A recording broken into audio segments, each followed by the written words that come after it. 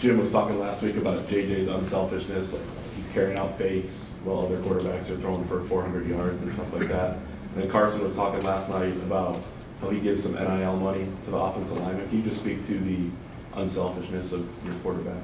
Yeah, I think JJ is the ideal, not only quarterback, but really person to represent a program. I mean, he's just very unselfish. He's about the team. And, you know, he's the type of leader you want to you know, have a program such as Michigan.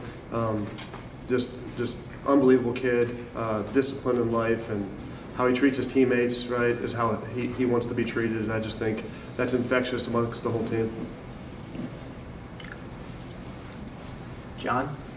It seems like, you know, you've been able to rotate in a lot of backup quarterbacks in these fourth quarters the past couple of games. How important is that to you guys, being able to kind of get real game reps for your, you know, second and third strings? Yeah, it's extremely vital. You know, you never know when a helmet may pop off or a shoelace may break. So these guys that have in-game experience, you know, Jack Tuttle, Jaden Denegal, Davis Warren's got in the game. For them to have that experience is vital for us, you know, going forward, because we never know when that situation may arise. And they all performed really well, so we're excited about that.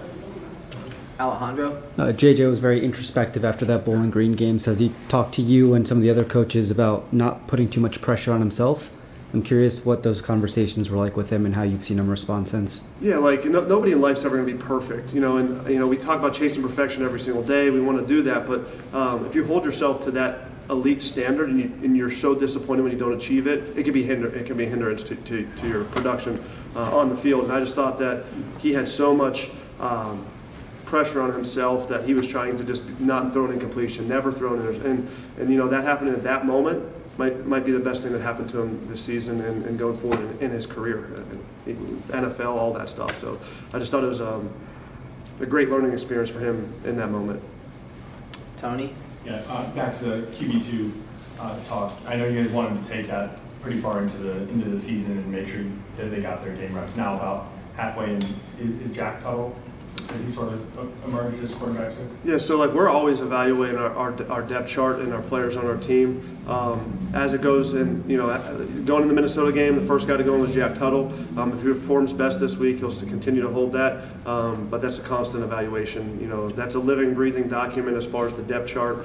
And we're trying to push everybody to be the best. And listen, it is my goal to get the best out of everybody on that roster, right in the quarterback room. So, you know, if Alex Orji comes to me and tells me he wants to be the backup quarterback, I'm going to do everything I can to possibly push him to be the backup quarterback. So that will constantly be evaluated weekly, and we'll find out whenever whoever goes in number 2 come on game day.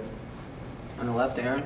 Jim earlier this week was saying you and him have had some interesting conversations about JJ's strengths. He said it feels like it's his playmaking ability. You feel like it's his ability to process information.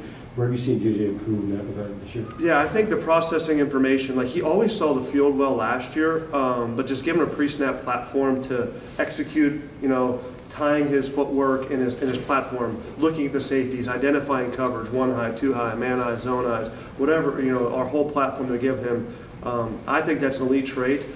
Being able to do that at such a high level and so quickly is not, like that's, people can throw the football really well, in my opinion, and some people can run it really well, but to be able to do all 3 is amazing. And to pick one elite trait on him is hard, but I just think seeing the field is something that you can help, right? And you can give him tools, but to be able to apply it on game day is such an important tool, and he's exceptional at it, and hopefully he continues to do that. How's he gotten better at that? Just being able to rely on his pre-snap menu, right? That's something that we really talk about.